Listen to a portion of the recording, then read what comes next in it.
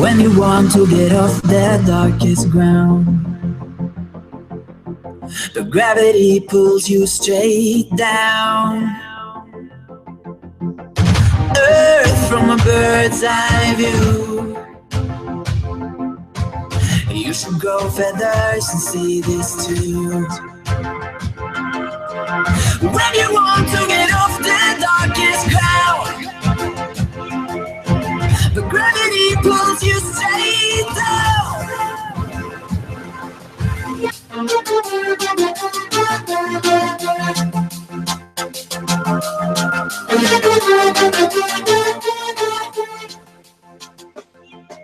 Welcome, everybody. We're trying this hour 2 live again.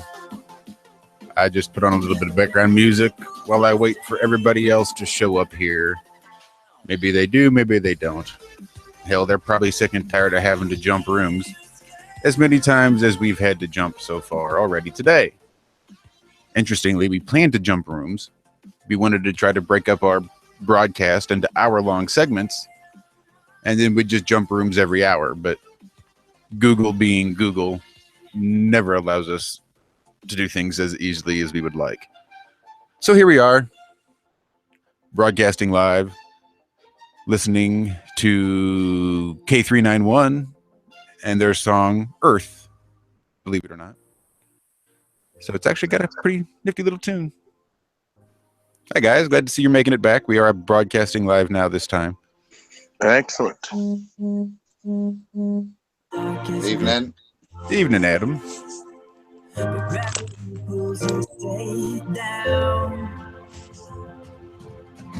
Earth from a bird's eye view.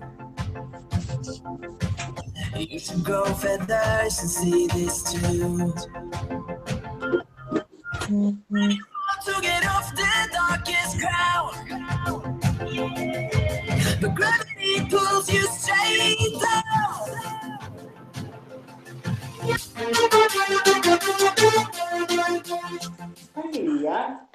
It's a musical interlude.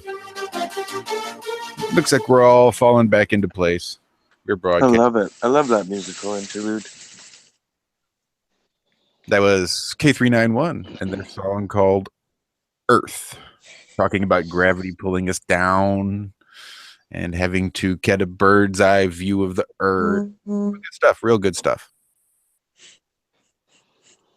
So I'm glad we all made it back now that we've switched rooms again. Thank you, sir. Except for Justin. Oh. And John? Yeah, it looks like we are maybe missing a couple, aren't we? Why don't we John was here a second ago, but we're going to introduce Paul. I've had a quick say hello online on the chat, but Hey, Paul, how are you? Paul is probably going to try to keep it quiet. He has, Yeah, I was trying to get to that too. I was going to say he's got babysitting at the moment. a little baby in the background, so he's trying not to disturb us. But the truth is, we welcome background noise from little kids because, you know, that shows you're not hiding off in an office full of 20 other guys. So, should I invite my kids next in the pool that's right beside me? Well, yeah. We'll have a discussion Oh, on kookaburra. You hear the kookaburra in the background? We hear you, Missed you it. kookaburra. Yes, you 36-degree kookaburra. I cry. Every day I look at your weather and I cry. Shame on you.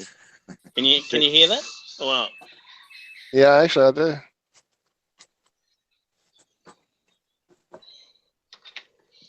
Get me gun.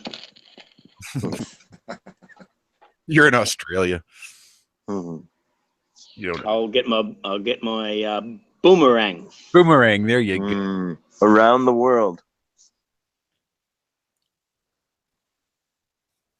So where were we? Now that we've had our flow so horribly disrupted by having to switch rooms. Yeah. Oh, we were talking with Justin, but he hasn't come back in. Hmm. Dumb bitch. It's always good, though, to talk about first experiences, don't you find? Especially in breaking your flat earth wood cherry for whatever. Those stories are always nice. Geez, what are some other big ones that brought people in? The Boston bombing, there's one. The NASA hoax, that's for aliens. There's a whole slew of things that all, if you get into and you keep with it, they all funnel into this massive lie, which John was alluding to. Yeah. So, I mean, it's a pretty exciting time. The rest are just little herrings now compared to the big weight of it all, the big lie, the cosmos lie. Yeah, what I was saying though, welcome back everyone. Hi, Was, John. that you know, they seem like chicken feed to us. Things like Sandy Hook and even 9/11, certainly JFK, and even the moon landings. But they are chicken feed to us. But to people out there, they are literally imperative. If you don't understand that the moon landings was faked, then you're never going to understand flat Earth. If you don't understand JFK was assassinated and by who, if you don't understand 9/11 and etc., without these little stepping stones, it's very difficult to ever accept flat Earth, I think, straight off the bat. Absolutely. Especially if you've been living your life under some period of time in that mindset. I think the older you become or the longer you've lived in the set, it's harder to get out of that set. And it's an evolving thing. I mean, even as this last year and a half, 2 years of research has happened to me personally, there's still things even up until the last few months that I've been working through and trying to deal with, and just different, layers, different depths to this rabbit hole for sure. I don't think you reach plateaus and you think, okay, I've got a place here. I need to look around and figure out, okay, does this work? Does this work? And you dismiss ideas, you dismiss theories, and move on to the next little. And it all takes time, doesn't it? It all takes time. Sure. There's no sort of quick silver pill on this. It's, if you've got to watch an hour-long video, then it's going to take you probably 3/4 of an hour, unless you have it on fast dial. That's what I seem to be watching these days, is people talking like gerbils constantly, because I've got it on 1.5 times speed so that I can get through this stuff. Yeah, try and get through this stuff. It works. Did we that's just Chippy the Chipmunk, isn't it? Yeah, well, that's even more annoying because I can't speed his up. No, it just sounds like he's on acid. But did we lose Jason from We Are Change? I believe we did. Justin, sorry. Justin? Yep. But it looks like we've gained Peter, and Paul is with us. He may have lost the thread of the links. Let me go check and see. Just waiting for Mary now. And that I may have Luke and John for Justin too. I've been sending him links on Facebook, so I didn't send him that last one. So that might be my. That's what I was thinking. Yeah, just wondering if he got the last link, because he's not on Twitter, is he? He is, but he's not in the. Yeah. He's in the general area group. We need to get him over. Get him in the group, yeah. Yeah, we need to get him into the. I didn't think he was on Twitter there he is. too often. Yeah. Sorry, Justin. There you are. There's Justin. Got his name. Hey, did you guys just see the picture I just shared in the group chat? Not yet. There's a reports coming out all over the sports world that Kyrie Irving, the Cleveland Cavaliers guard, is saying the Earth is flat. Really? Get out another. And it says that one of his teammates, Wilson Chandler, also agrees with him. Yeah, that's good stuff. That mofo is crazy. Here it is. Cavaliers. Yeah. I want to see if Neil deGrasse is good. Who's going to respond? Do we think we're getting a response this time? I had like 2 friends send it to me because we played basketball growing up.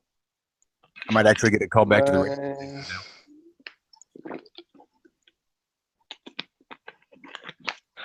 No doubt, huh? Can we get Irvine on here? Or whatever his name is? Kyrie Irving? I don't know. That'd be a tough one. How do you spell the name? It's a Kyrie. There we go. Hey, I'm following him right now on Twitter to keep up and see if he says anything about it there.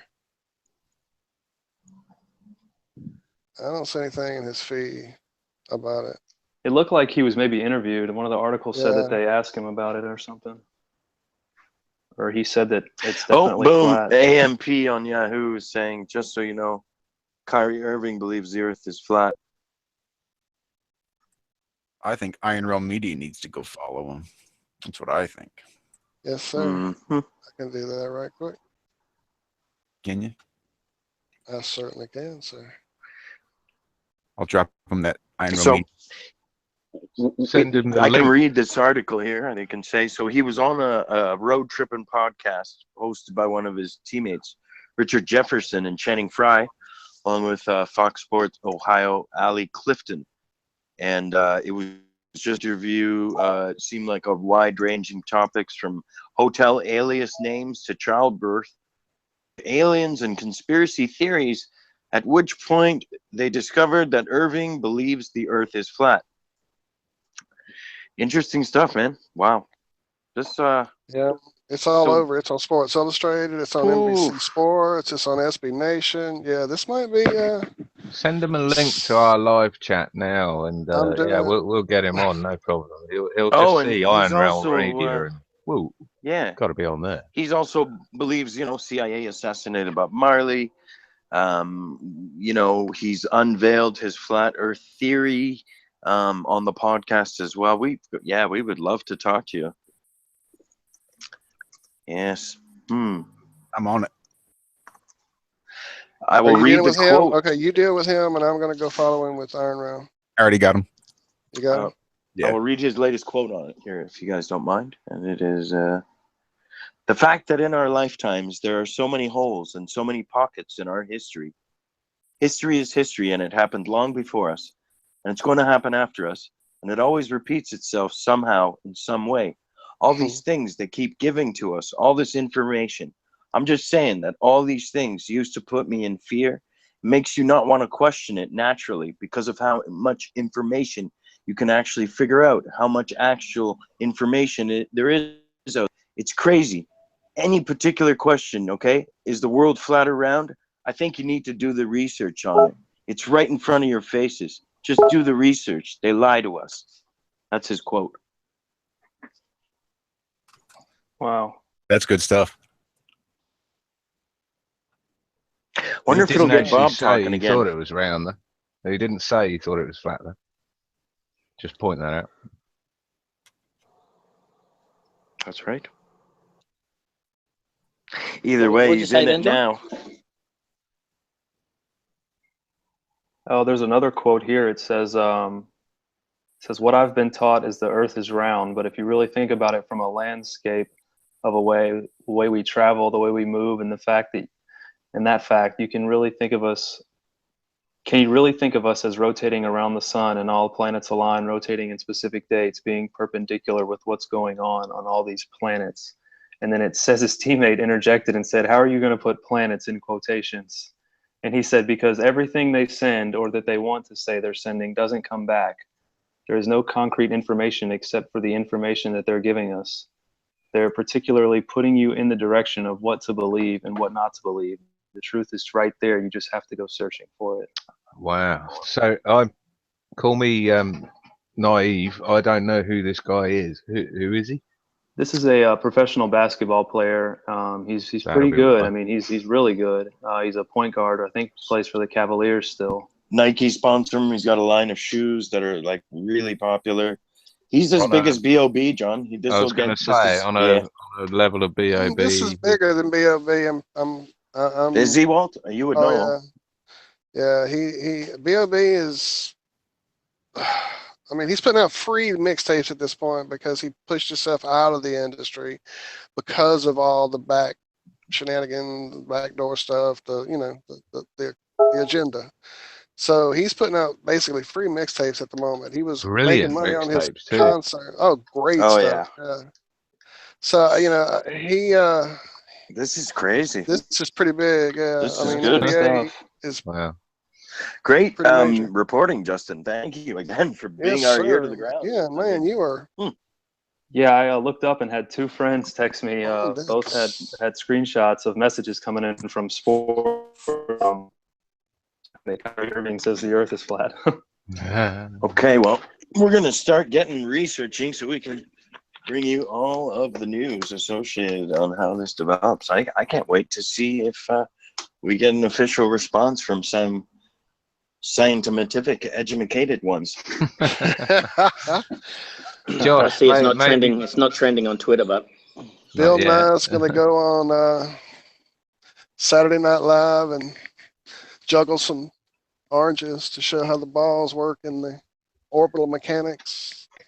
Something like that. Someone famous says the Earth's flat. It should be trending on Twitter. You would think that. Did it trend when B.O.B. said it? No, it's never trended. Yes, it did. It did. Flat Earth trended for B.O.B. trended for like that day. I think it was February 16th, actually. Oh my goodness. Wait, what date? Was it a year ago when when did B.O.B.? Oh, it's been a little minute. It was like 2014 or January 2000. Yeah, it's been 16. Okay. 15, beginning of 16. Because they were talking about it on the radio in St. Louis right at the beginning of February when I called in. Hey, Josh, have we actually introduced this hour? Yeah. I mean, I introduced it the first time.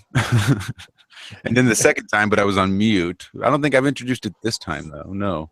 You're going to have to retitle it, though, aren't you? And we have more people. Looks like Peter's joined us, too. Welcome. Welcome, sir. We're getting quite a big old group here. I love it. I think that's Peter F. from our group, I believe, but I'm not sure if it is. Welcome. There's only a limited number of Peters in our group. I think he's on mute at the moment, or incommunicado, but yeah, it might be worth telling the listeners who we are. All right, might as well. I mean, what the hell? We might as well plug ourselves, right? We are Iron Realm Media. And there we go. Everyone's gone. But the phone hung tight this time. That's right. So we're Iron Realm Media. This is our 2.5, our 2.B. We try to continue our broadcast on this Flat Earth Friday with fellowship and fraternization with friends from all over. Ooh. How do you like that for alliteration? I love that. Nice. Like that. Fantastic. Stella. Yeah, good crowd tonight. Let's try not to get booted. So yeah, we were just addressing the Kyrie Irving issue. I've already sent him a tweet as Iron Realm Media. Yes, sir. I sent him a personal one myself. Did you? Awesome. And tagged Iron Realm. Well, you guys got to hear this. The Sports Illustrated article starts off like this.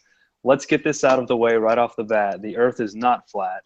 No. Most people know this, but the internet has given rise to a growing group of meme-happy people who believe the Earth is flat and surrounded by walls of ice, and that NASA has been fabricating evidence to the contrary. That's us. That's dangerous. Oh, this next line's great. That's dangerously idiotic. And you know who buys into it? Kyrie Irving. And then it goes on. Ooh, do you have a link for that Sports Illustrated article? Wow. What's that? Can you screenshot that and save that? Yeah. We got to post that.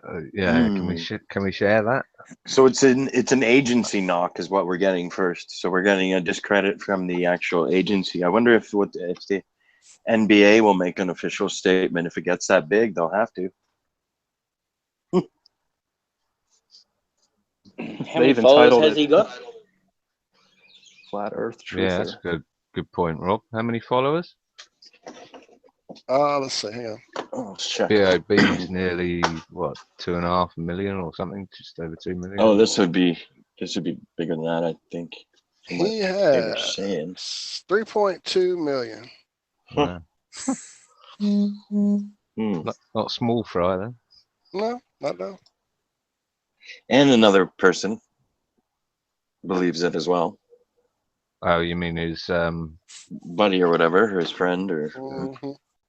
I wonder, that leads me to this question. How many celebrities or people in positions like judges, lawyers, planes, militaries, sports stars, even, how many have this sinking feeling in their gut or have actually looked at it but have been just crippled to say anything or can't, and now, what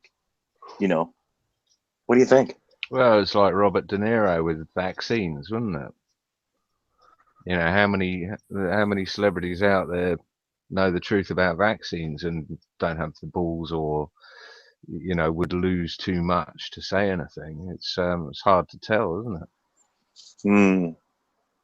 Yeah, I got to take that with a grain of salt, though, with that De Niro. I mean, yes, on the terms of the vaccines, yes, but on the terms of what he did and spent for a hit piece against Trump, that was a little ridiculous. Oh, only on the vaccines I'm talking. Yeah. Okay. Cool. And even then, wasn't it because his kid has something? Yeah. Right. Yeah. Which is, quite often the case with all people who wake up eventually, is that it affected them personally. Amen.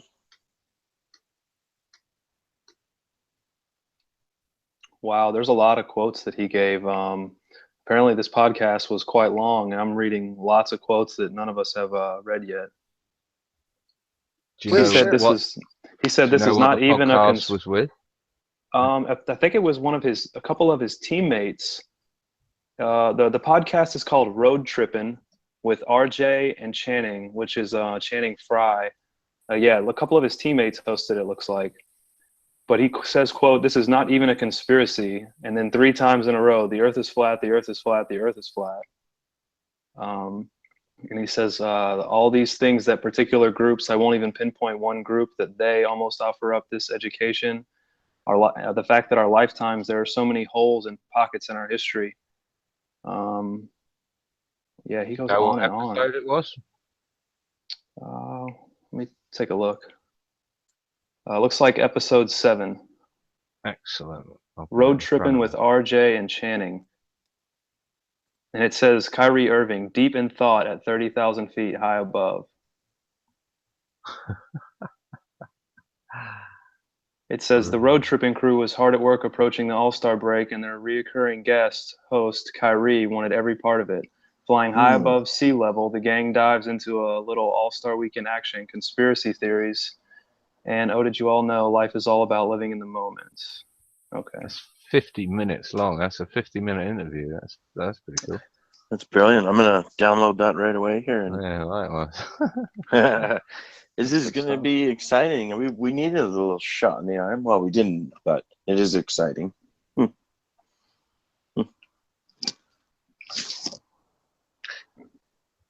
I dropped a link to it in the panel room. So, thanks, Walt. Nice one. Yeah, interesting stuff. And what were you saying, Justin? So he says there's nothing conspiracy about it. This is fact, or if you don't mind. Yeah, he was just looks like he was just elaborating more and more that he adamantly believes that. And he's talking about it's right in our faces. They're lying to us. And I read you that quote. Does he say flat or does he say geocentric? He does say flat. He does, right? Cool. Because yeah. He says, I can go on and on about all the questions I have, but what it really came down for me was everything that was particularly thrown in front of me. I just had to be like, okay, look, this is all a facade. This is all something that they ultimately want me to believe in, that is true, whether or not or whatever. But now there is a certain aspect of life in which I want to tell people about, which is this true journey of really becoming a complete individual in total freedom and thought. Do you understand what I'm saying? Nice. No. And the comments here, the first comment underneath the podcast or underneath this article quoting him says, I hope this is satire, sarcasm, or just a joke. Otherwise, this guy is a retard. Yeah, here we go. Well, of course he is. Yeah, stick to basketball, kid. Fire up the retardatron. Here they go. Another NBA player smoked too much crack cocaine in his spare time. He said, is Earth flat or round? Yeah. I think you need to do research on it. Like, ultimately. But who's to say the research that you do is going to give you the answer? Thank you. Who actually has the answer? Because it's right in front of our faces. I'm telling you, it's right in front of our faces. They lie to us. Who? So wait. That's what I'm saying. That's the question. It's not the man. It's not the man. It's not the man. It's not the man. What are we in 1998? Yeah, the man. Oh, wait. I was just talking to somebody about the man the other day. I got mad at him the other day. Yeah, the man. He's holding me down. That that. What were we saying? So wait, guys. This is for educational purposes only. Well, yeah, we're not going to get copyright for this, are we? Kai, real quick. Okay, real quick. For the purposes of commentary and education, that's what this is. For what I've known for as many years, and what I've come to believe, what I've been taught, is that the Earth is round. Yes. But I mean, if you really think about it from a landscape of the way we travel, the way we move, and the fact that can you really think of us rotating around the sun and all planets aligned, rotating in specific dates, being perpendicular with what's going on with these planets and stuff like this. How are you going to put planets in quotation? Planets, because everything that they send or they want to say that they're sending, they thought Pluto was a planet until like 4 years ago. It doesn't come back. There's no concrete information except for the information that they're giving us. They're particularly putting you in a direction of what to believe and what not to believe. And the truth is right there. You just got to go searching for it. Ali, I've been searching for it for a while. That's what why search for something you're never going to find an. Do you want to keep on listening to that? Yeah. Yeah, yep. Answer to. Well, what do you mean? Why mess with the journey of finding it? Because it's like, it's almost expanding. Like, who wants to go on a journey that doesn't have an end? Life. What do you mean? Who wants to go on a journey that has no end? You're not going to ever find out. Well, that's what I'm saying. See, that's why you have to put some of those things on hold. Some of what thing? All right, so the conspiracy theories, like I used to be, like I can go on like about all the questions I have, but what it really came down to for me was everything that was particularly thrown in front of me, I had to just be like, okay, look, this is all a facade. Like this is all something that they ultimately want me to believe in, that is true whether or not or whatever. But now there is a certain aspect of life in which I want to tell people about, which is this true journey of really becoming a complete individual in total freedom of thought. Like, do you know what I'm saying? Yeah, I preach. See, I'm with you. Preach, brother. I'm with you. Freedom of thought where it's not so much emotions, it's the ability to question things. Yeah, it's the ability to question things. It's not ever get an answer. Things. Yeah, but like, even if an answer doesn't come back, that you're perfectly fine with that because you were never living in that particular truth. Right. There's a falseness in stories and things that people want you to believe, and ultimately what they throw in front of us. And I keep saying, basically, there was 2 shooters with JFK. There was not one. See, listen, here we go. The fact that a man signs 21 days before he gets assassinated. Yeah. He wants to end the bank cartel in the world, and all of a sudden, 21 days he's assassinated. And the fact that Bob Marley's birthday just passed, and the CIA hired Jamaican people to try assassinate Bob Marley. There were multiple assassination attempts on Bob Marley. The fact that he tried to bring people together in a fact that it was fundamentally brought on love and truth, and we kill people for doing a thing like that. And I'm gonna be really if honest. this podcast is going way left, I completely understand. Keep If you guys don't want to talk about it. I'm completely fine with it. What I have learned, because the Earth is round. what I have learned is do not try and bring people together. Boy. Oh yeah. They will take you out so fast. Fast. Oh, do not try and bring people together. In what way? Well, just Bob Marley only preached togetherness. He gone. Yeah. Martin Luther King only preached togetherness. They took him out. Yeah. You guys preach togetherness all the time. Malcolm X was anti one group, but then he went to Mecca, came back, and was like, I believe that Muslim brothers and sisters come from all colors, race, he gone. Yeah. You know, I think that my ultimate goal, and I think some of their goals, was to ultimately drop what race means in the entire world. Like, I mean, the fact that you're a human, Ali, you're a human, Rafa, you're a human, RJ, you're a human, Chance. Somebody could be an alien. That we can't live harmoniously together, that blows my mind. So what do? They create separation in race. They create separation in class. They create separation in different things that will ultimately spread people apart. And that's the way you control power. That's the way you control power in the whole entire world. Kyrie, Dictate all that. many years and moons down the road when you are no longer on this earth, What do you want people to remember you or know you as? Question that the Earth was flat. That there was a far bigger purpose and calling for me, bigger than basketball.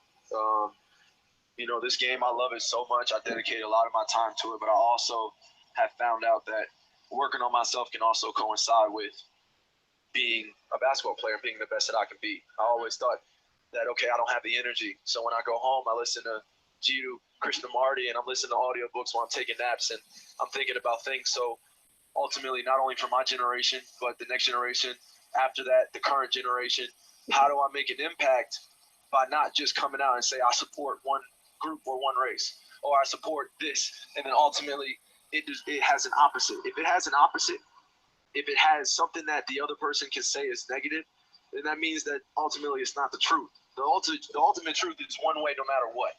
If we live in that truth every single day, it's only one way. There is no, well, I want to be friends with this person, or excuse me, I want to talk about, okay, we'll bring up like police brutality. All right, we'll talk about this for months and months and months and months and months. So still, I mean, we could change the job landscape. We could change this. We could change that. But at the end of the day, until we fundamentally love one another and understand that the journey in terms of where we all come from has some beauty in it, while we're all brought together. I didn't say that by any chance when I said that the championship team was brought together by any reason. Like little things like that and moment to moment things, like, okay, take an appreciation for. Do we want to keep going, guys? I don't think we need to. I mean, No. Maybe we could get the whole thing and chop it up and do a show on it. But I think we kind of got the breaking gist of it.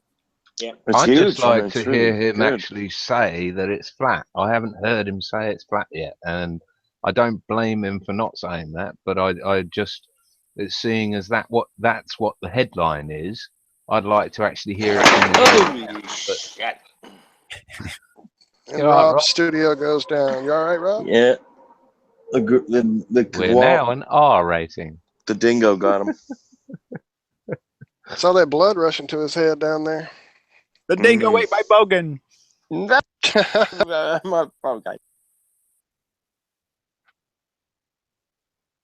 So yeah, that's pretty good stuff. I mean, I would say good break. Definitely looking into it. He has not. I never heard the words come out of his mouth.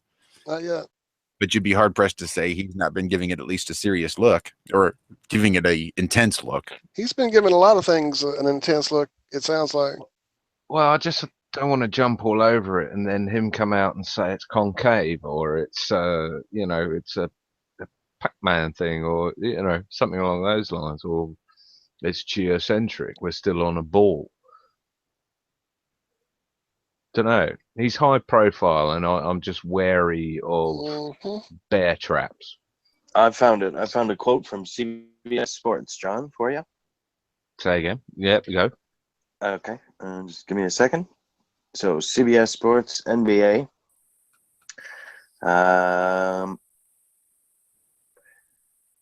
Richard Jefferson and Fry threw a curveball, and here's what the quote is. "This is not even a conspiracy theory," Irving said. "The earth is flat." And that's what CBS Sports under the NBA at www.cbssports.com/NBA. Kyle Irving says the earth is undeniably flat. And it is not even a conspiracy. The guy we're listening to, is it? Yes. Kyrie Irving. Kyrie, Kyrie. Yeah. What? Kyrie. Yes. Kyrie Irving. Irving. ING. And has anyone actually heard him say that yet? Not me. Actually, it's a 50-minute long. Yeah, I'd like to hear a soundbite of that. LeBron. I wonder if there's a soundbite on YouTube of just that clip of him saying that without having to go through the whole 50 minutes. But yet probably not.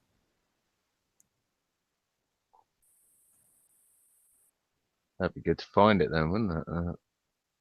You'd think they'd have a clip of that in the article, the CBS article, wouldn't you? Yeah, you'd think.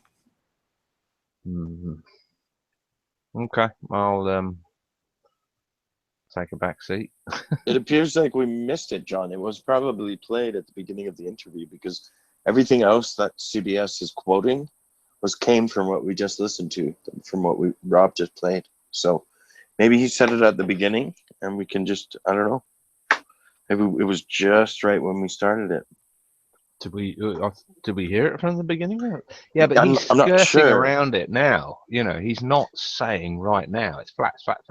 You know, he's saying he's got a different paradigm. He's realizing the untruths. You've got to look at this. He's saying it's not around, or at least the woman in the background is. But I don't know. I mean, just being overcautious here. He might just also be not saying it for fear of being lumped in, like, because it goes to the point I was saying, like, we're not all people who subscribe to the AE and this and that, you know. But look at the headlines, though, James. Look at what the headlines are saying. Yeah, but they're gonna exaggerate the headlines to make him look like a nutter, anyways, because that's his step one is smear. This is the blurry line, so this is the bit I want to know if he actually said it's flat or whether he is just talking as though someone who knows it's not a spinning ball or has woken up to so much stuff that he's not prepared to say it's flat or round either way. You know, but we can't deny the headlines are saying that this guy thinks it's a flat Earth. Are they putting words in his mouth? Is all I want to know. You know, it's how I'd like to be treated if I was this person. If I didn't say it, then I wouldn't want people going around saying that I said it. Rob, can you cue it up again to the beginning? Because it's supposed to be like, judging on this on the CBS thing, it's supposed to be pretty close.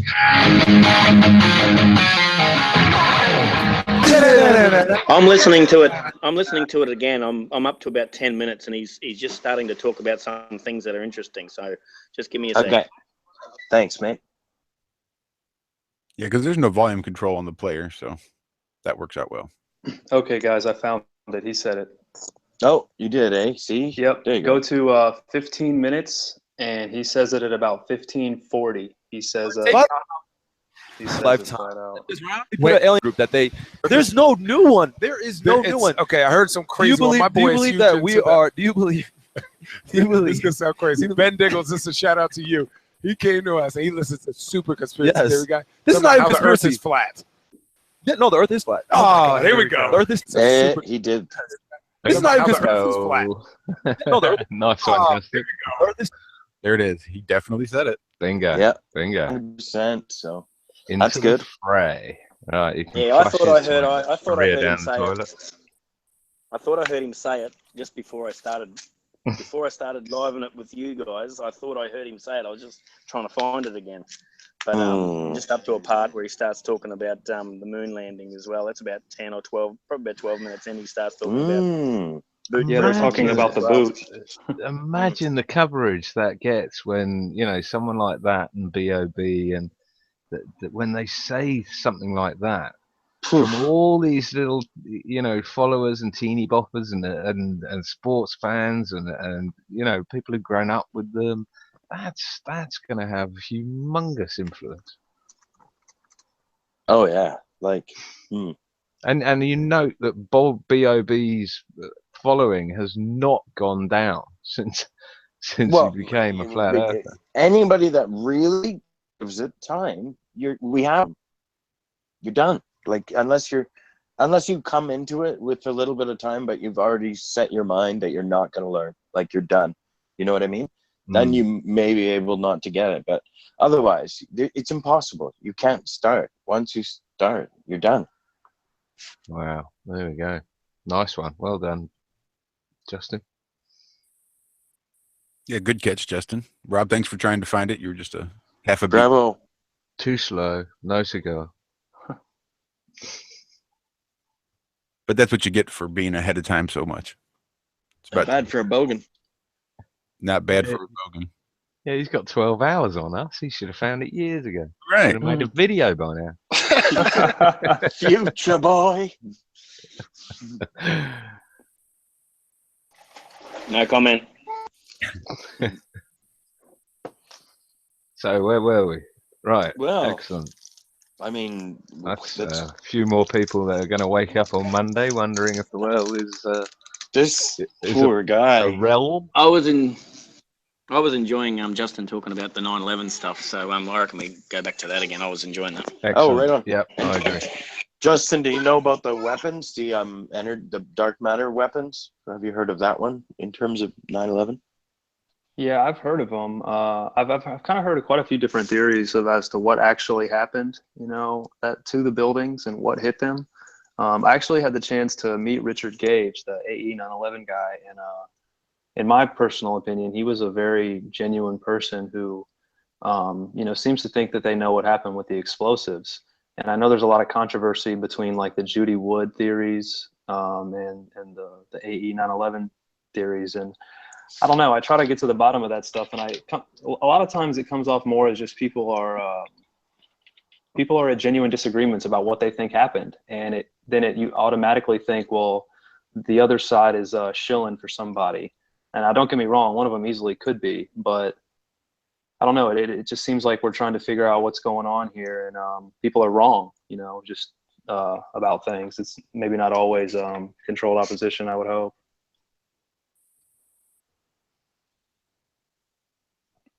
I agree about that. I think there's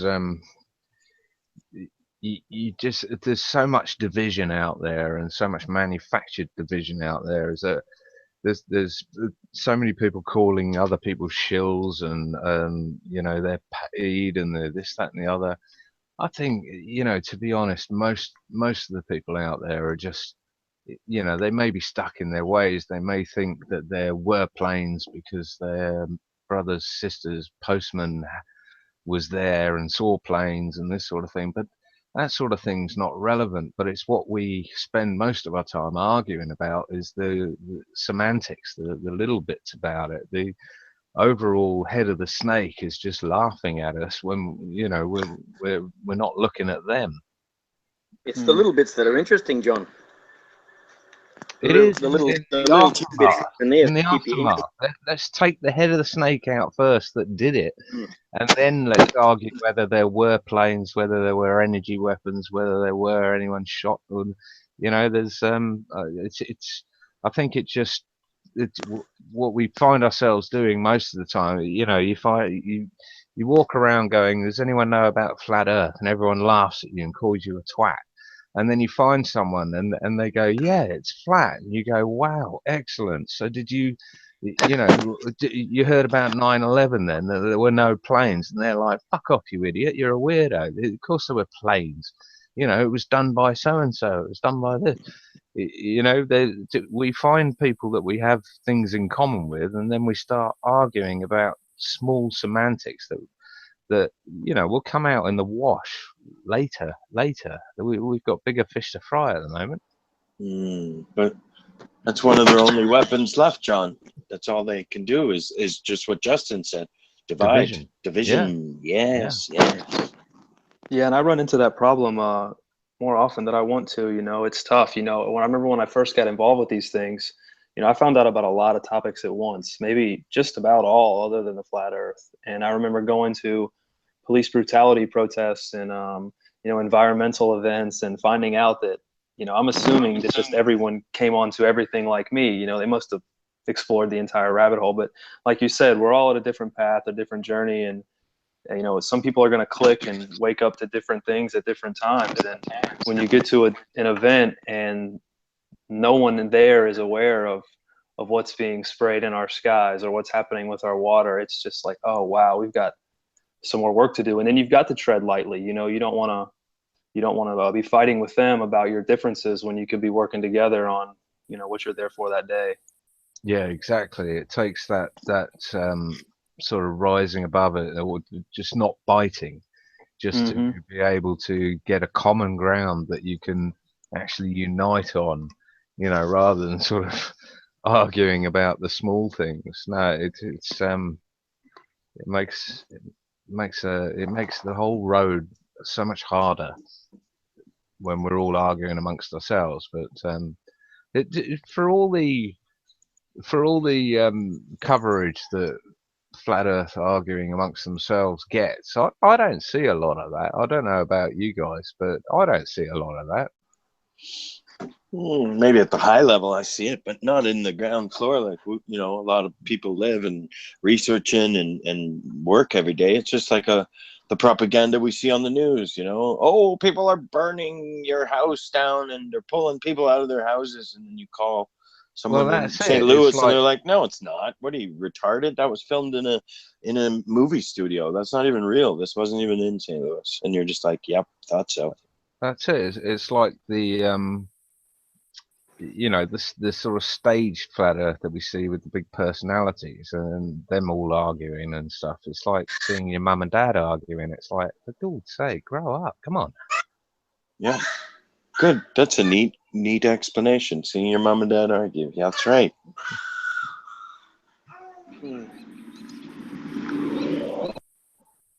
Anyway, I steered it off 9/11 there, so you carry on. Rob, have you got any questions?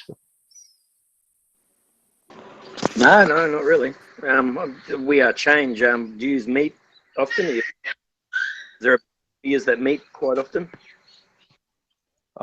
There's not so much meetups for my group or the New York chapter. I know the Colorado group does meetups. They do like open mic nights where they organize things, and I am involved with that Meeting of the Minds group. That's sort of a meetup thing that I'm involved with, but it's not through We Are Change. We kind of work on our own, kind of move in our own lane and come together for events and protests. We don't have a lot of meetups going on at the moment. Oh, and then also remember too, I'm sort of only speaking for really myself and the Colorado chapter and the main guy Luke in New York. I follow them quite a bit. I know there's other chapters out there, but they could be doing more, and I just don't know about it.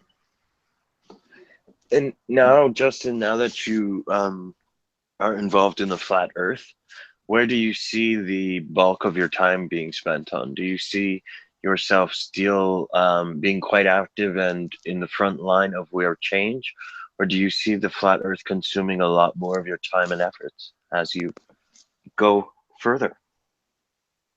I think that it will consume some more of my time, just because it's a pretty important one to me, just because it's such a big lie, and it was so life-changing, because you know, waking up to all of the other things was life-changing, but I didn't know it could happen again, and it did when I found out about this one. And I once again won't look at anything the same again.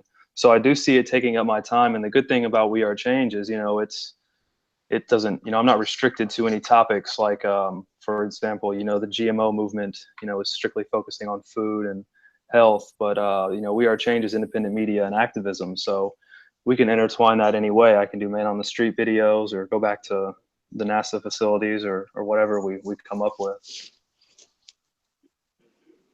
Yeah, and that's a great thing. That makes you very versatile. That's excellent. And I think that brings us to the close of our second hour, doesn't it, Josh? We can keep going. We're just getting good.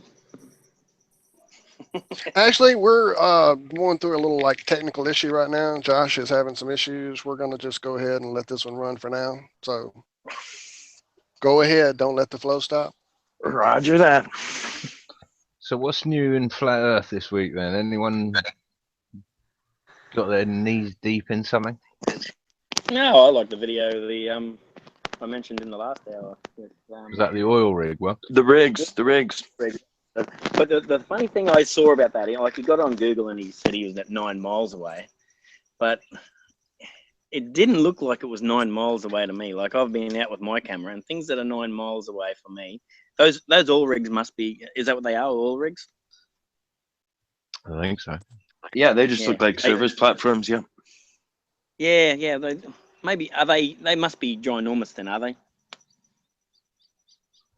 They just didn't look 9 miles away to me. That's all. The boat surface to the first layer was about, what was he saying? About 10 meters. Mm-hmm. So that's about the size of a house. Yeah. Well, I suppose so. I suppose. Yeah. Just that was my only question, whether it was actually nine miles away. But Well, He did show it on Google, didn't he? Island. Sorry. Yeah, he did show it on Google as being 9 miles. So, I mean, you have to take it at sort of face value there, don't you? But it's the sort of thing that you can recreate. You're trying to recreate, isn't it? Yeah, it'll be a lot easier to ask Rob than. Yeah, I'm having some absolute shit days here. I take my camera down every day, and it's just I don't see any further. And I'm waiting for those channel markers to pop up. It's just been shit weather here. Yeah, so. but you're in the middle of summer, aren't you? You need sort of cold winter weather, so there's less humidity. That's probably right. That's probably right. Yeah. So see. And living near the tropics is probably not going to help for long distance zooming stuff anyway. But yeah, point it upwards and see how you get on. That's it. So now I'll see how I go. But no, that was probably the one lots and lots of comments. I've been on YouTube there commenting on that one. Lots of shills in there. I think bloody trying to distract you with that the Earth bulge calculator. Did you see that one? That I posted that one. That was just that sort of shit. Adam can probably talk about the Earth bulge calculator. I was just about to say, I bet Adam has a few things to say about that big bulge. It's been very quiet. Yes. No, talk about your bulge, Adam. Yeah, it's wrong. My bulge is wrong. So wrong. Yeah, it's wrong, isn't it? Right because, about because, well, you ain't got a bulge. I don't, I'm not saying it like this anymore. I'm not going to start saying I haven't got a bulge. Yeah, there is no bulge. It's it's flat, isn't it? Yeah, firstly, but if you were on a ball, everything is underneath you. I think it's being alluded to as well. Great as video Rob on that, didn't he? Yeah, I think Rob that's about the best this week. Sorry, carry on. No, I think that's about the best current description we've got that kind of tries to summarize. You've got to visualize it, and that the picture that you see in all of these calculations does not represent what you're visualizing when you're standing on the ball, and that's the point I would make on that. That the maths doesn't reflect reality. Yeah, and it doesn't reflect the ball that they're trying to feed us. Yeah, you're not looking through the ball to see the other guy. You're looking, at your quote horizon line. So where they show you on one side of the ball and your view that you're, whatever they're showing as the target on the other side of the ball, and there's this big bulge between the two. It just doesn't correlate with how that would actually be. You're always at the top of the ball, wherever you're standing. Yeah, but those pictures, put simply, don't show that. They show a flat plane with a hill in the middle of the two people, and you're calculating the size of the hill based on the facts. Yeah, but that's what it's showing in terms of, because the line of sight between point A and B is the chord. It isn't to the center of the earth. So what you're seeing there is basically just a hill, and all you're doing is calculating the size of the hill. Well, I know I can see the Isle of Portland, almost all of it, rather minus the shallow mirror band at the base. I can see probably 300 foot of it from Seaton in Devon to the Isle of Portland in Dorset, and that's 30 miles away. And I know the ice cream seller told me that the lighthouse on the end of the Isle of Portland, called Portland Bill, which is 11 meters high, if I remember rightly, can be seen just about every night in Seaton, 30 miles away. So there you go. There you go, pretty much. As I was doing my videos out on the coast, I saw structures, platforms, rigs, oil derricks. I mean, just many things that are out in the Gulf here. And after going back and looking from where I was to the points that I was seeing on Google Earth, I could find them kind of like what this guy did on the video that you were talking about earlier. And some of them were like 17, 18 miles away. So, I mean, it's 30. Just no way a ball would show you that. 36 feet, John, is the lighthouse. 36 feet, to give everybody an idea. There's no way you should have been able to see that from 30 kilometers. I don't know what 36 feet is in meters. 11 meters. Like that's right. I forget we're all different. Right, I got you. Yeah. Us So Americans I tell with our my backwardsness. I tell my office troll about this video. 1 foot off the ground, seeing 9 miles. He goes, well, I don't know. He goes, all I know, it's round. It is round. I can't explain why you can see that. I don't know, but it is round. But into my favour, he was 100% on the ball 2 years ago, or 1.5 years ago. Now he's 99.9%. So I've dragged 0.1% out of him. All right. Good man. All right? Another 200 years, 300 years, I'll get him down to about 50-50. Time well spent there, Rob. Yeah. You should make that. Screw the office trolls. Make a video. You'll convert thousands. Should make that platform that Rob Skiba talks about, the little 6-foot plank with the little thing on top and the toilet paper roll, and bring it to the shop and be like, hey, bud, go look through. What's that thing you see every time? The horizon?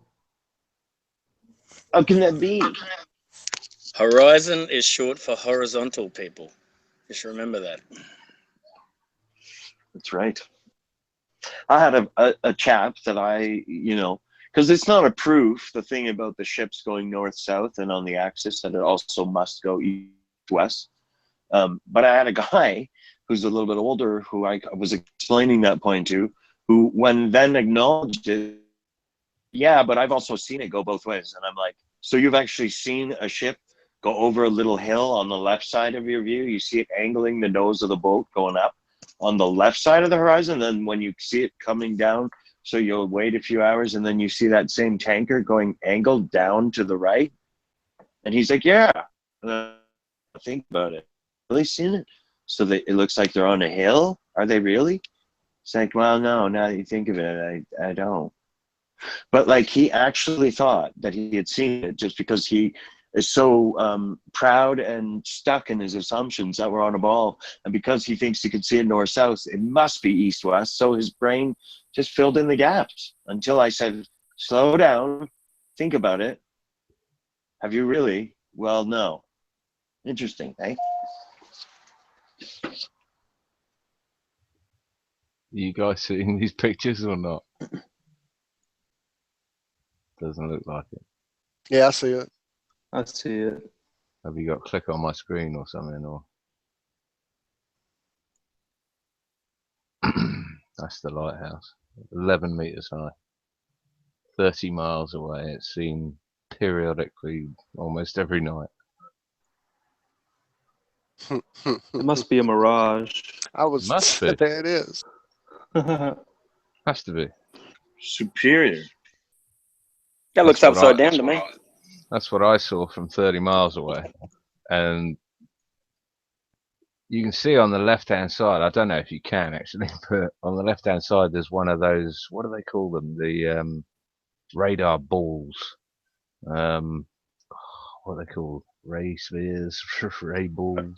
A ray? No. I can't remember now. They're quite common around this area anyway, but yeah, they're about 12 foot in diameter, and you can see it on the top there.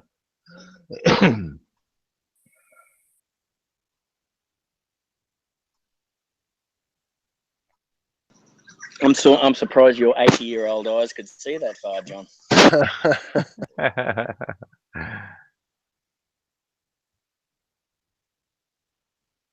So what, again, to play the other side here, what would your troll say? Like, what's the actual explanation? If like a child went to their teacher and was like, how come I can see this, daddy? Like, or to the teacher, what would science say as to why that is? Anyone? Refraction. Yeah. Is what they'll say. It's bending the light refraction up around is a real the thing. curve. Refraction is a real thing. It just doesn't do what they say it does. It's as simple as that. Well, wasn't it Newton that thought if you fired a cannonball fast enough around, from a cannon, that the gravity would swing it around the entire Earth and hit you in the back of the head? I mean, they will literally make up whatever they need to make up. And refraction is the same thing. I've had the same for us. You know, these shots, everything is refraction. I can't be seeing that. I'm not seeing that, even though the ice cream man could see that every day. It's being bent. Light is being bent around the surface, but Nicholson, Morley, Sagnac has already proved light won't bend due to gravity. I might want to show my island video as well, Josh. I mean, that turn the sound down because what I say is wrong. But that's another good little thing to show. See that thing on top of the hill? And is that sort of the same kind of pushback you get with people? I mean, a lot of people are getting P900s and other cameras, which is great. But what sort of is that the answer then when the ballers see those zoom-ins that we're doing and we're showing the lack of curvature over distances? What it's refraction on that too? What I get is they have to trust me on how high I am off the water and how far that. And you know, you've got to prove your point. Oh, good Lord. Really? They heckle you for that stuff? Yeah, it's to the point where you want to definitely film all your setup, film how you're like, you know, just film your tripod, film the whole thing. Don't give them any way to doubt anything. Well, what about my jet ski photo, the guy on the jet ski? Now, I couldn't be sure how far that is away, but I know it had to be between 12, 13 kilometers away at least. And he, you know, a jet ski is no more than 4 feet off the water. And there he was in full. Oh, yeah.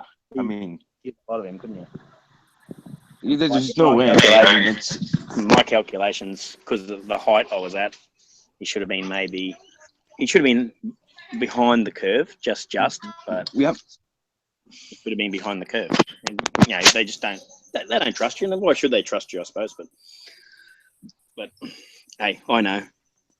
Well, the time is on our side. I've said this many times, and I'm a firm believer in that. Now we've had another celebrity or sports person come out and say something like, it's going to bother these people because flat Earth is just not going away. It's just not going to go away till it's answered. So we have time. They will come.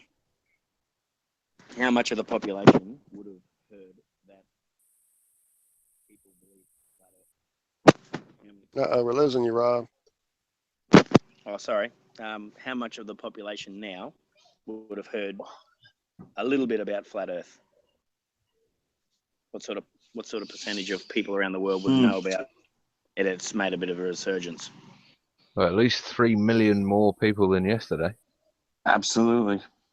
And quite a bit in Canada. It seems to be a lot of Canadians seem to have at least gotten wind that this old conspiracy is now going around again, and it's troubling. Like, I think a lot of people have heard the word flat Earth in the last 3 years again.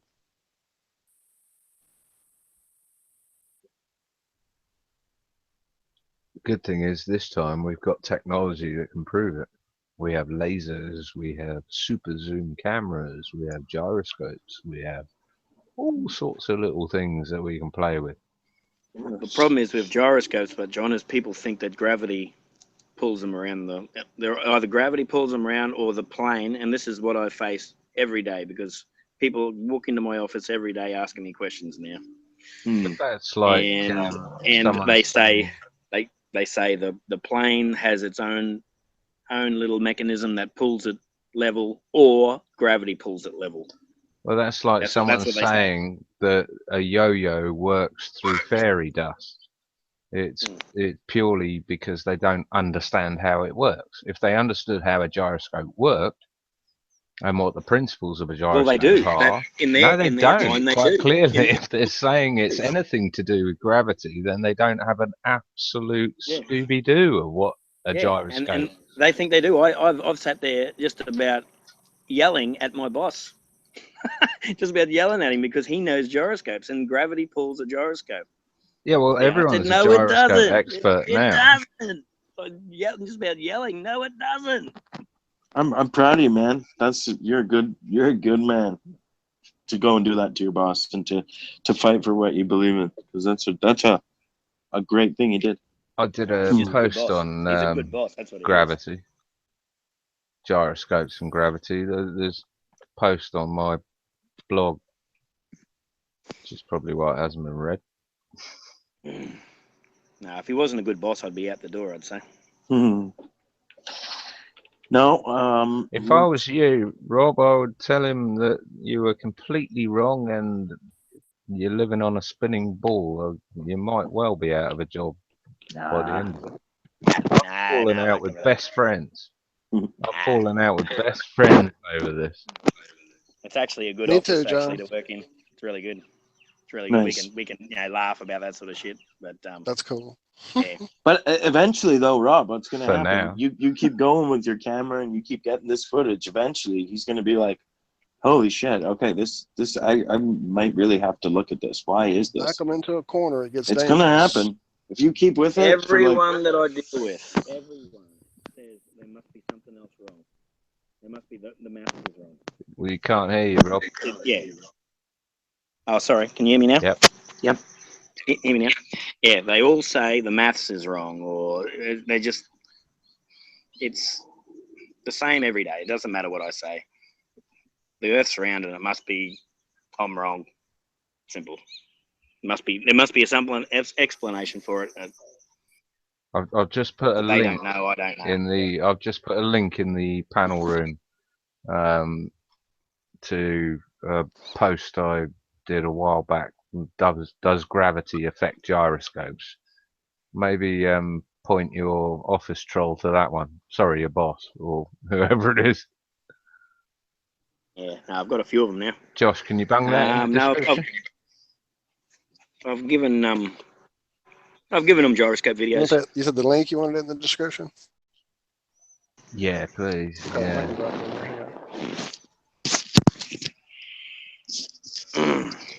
I actually Say was again, telling Rob. him about.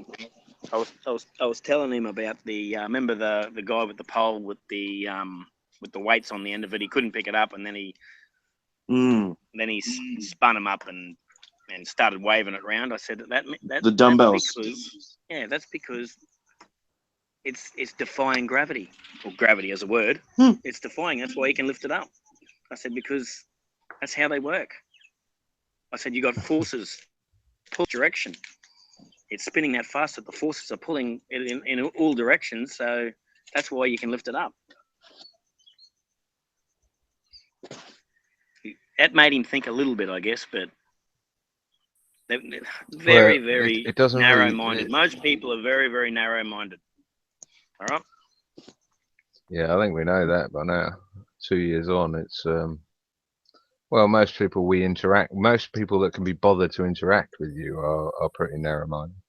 I think there's thousands of people in the sidelines that are watching and waiting and looking and wondering and when to make their move. And waiting for that safe kick zone. in the crotch wake-up call. That if I was any better at describing gyroscopes, they'd have already had if they'd seen it. We are working on a translatable Common Core version, John. As insulting as that might sound to you, we are working on it.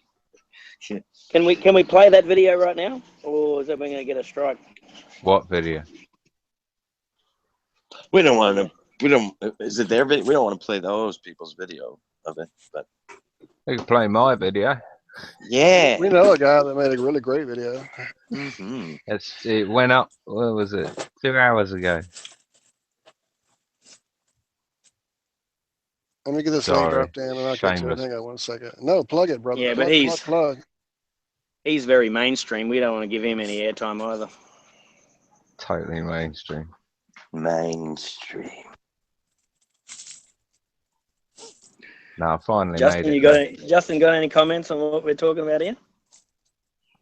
No, not so much. I deal with the same struggles. Trying to get through to people and people being closed-minded to things and getting your average knee-jerk response. But I did want to ask too, if you guys were, did you see or is anyone going to that Flat Earth Conference in November? We had Planning Paul, on who was it. just in here before. He didn't talk at all. He was the one with the baby. I believe he was the one that was going to go to the conference, wasn't he, guys? $250 a ticket for a front row seat. VIP. Someone's making a profit. Yeah, I was curious to know if you guys knew of anyone that was organizing it or anything like that. Well, I mean, see, it's Right. easy to say profit, but I think also, I mean, definitely they're going to make money. But to actually put on an event, as Walt, you know, there's quite a lot to it too. I mean, you have to hire security, you have to get the permits, you have to. There's quite a big expense to it. But are they going to probably James, pocket come on now, 25 to $250 a 50%? ticket. $250 a ticket. They're not bloody.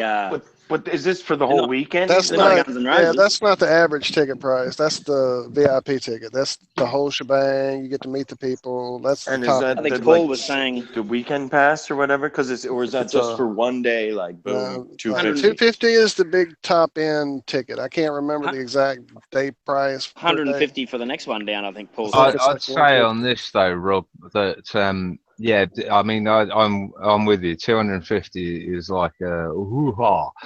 It's a lot of money. It's £250 more than I make in a year. But considering how much a ticket to Glastonbury costs, or a ticket into Disney World, or even Kennedy Space Station, Spin it. Yep. you know, I think it was 109 quid for an early bird normal ticket, and 250 quid for the VIP early bird ticket. But yeah, it's a lot of money. But what I was saying about that was that I just hoped that they were going to live stream it, and that, you know, you could pay, you know, a few dollars or whatever to get access to the live stream, and then hopefully they're What do we just going know to about release it to the entire who's putting it population on? for free. Well, I think it's Brian Mullen and it's Robbie. Brian's a guess. It's Robbie, right? Robbie. What's the second name? Sorry. I'm trying to look it up right now. I'm sorry. I haven't. Sorry, me on too. Twitter. Robbie, the guy who. What are they from? What made organization? Scientism Exposed. Okay. Robbie Davidson? Davidson, yes, that sounds like him. Yeah. Yeah, that's him. I see it now. And Brian Mullen, and I know Rob Skeever and Sargent and everyone but Eric's going to be there apparently. Really? I'm joking. I don't know. But, anyways, I'm planning to go down there, but I don't know about paying $150 for somebody who's on disability and who's like disabled to go down there and pay it'd be that nice money. if they offered a you know, a low plate. And as far as I know, you can pay $17 and you know, listen to the live webinars or whatever. So if that's the case, then I think, you know, game on to them. They're doing the right thing. If they're making it accessible to just about everyone, you know, people with no money to people with as much money, you know, they could watch it on the Vomit Comet for £500,000. I don't know, but if they're making it available, then I think that's great.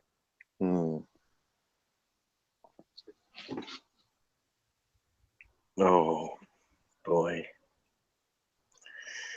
Or just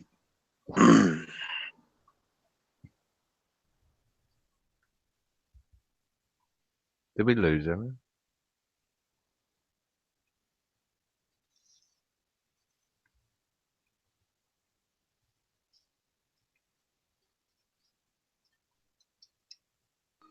Sorry, guys, I had to duck off for a sec. That's all right. Just wondering if Josh or Walt's around. My goodness, I'm having so much fun with this today. Have you got gremlins in the system? Apparently. I think it's because I have too many things going at once. Ghost in the Machine, hey? I'm trying to run the YouTube part on my computer. I've got us on my phone, so I don't have it like conflicting. And it's probably just, you know, the fun you have when you have like 8 accounts going, trying to do so many things. And I told you to top at those sock puppet accounts. Man, I gotta have my secret stuffs, man. What did John say earlier? It was so funny. What did you say? What was the word you described when Josh came back on a different?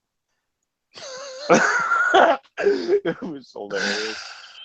You lost me. I remember you said it, but I don't know what it was. I know. I was in my it was head, different. I'm like puppet. I was gonna say puppet or sock, but I didn't need to because it was just fab. Oh. All right, I think I got your link shared in the description. Finally, again, trying to make my computer. Let me double check on my tablet and see if it's there. I might play it because it's got a really good soundtrack. You can't hear this, so I'm listening to it. It's good.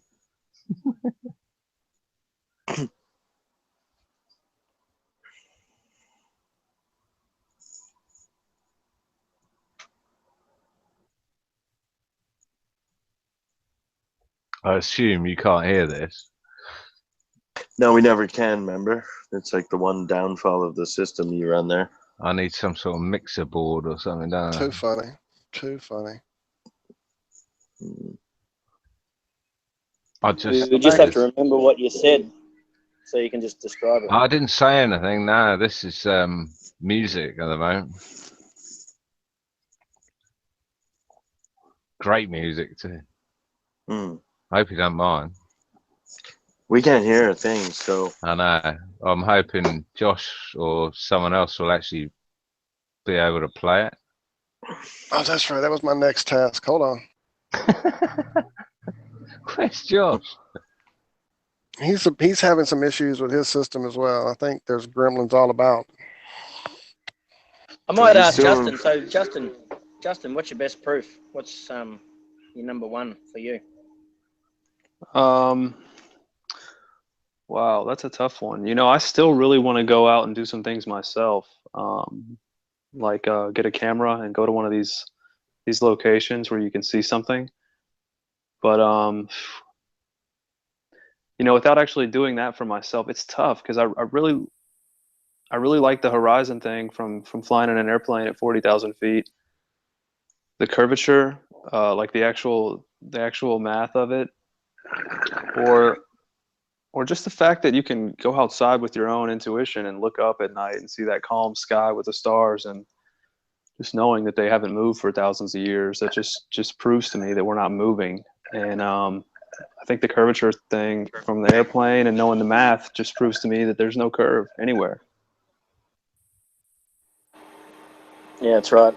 That's right. I had a guy, that was his best proof, was the stars rotating in the sky. If you can't feel us move, then how can you say that the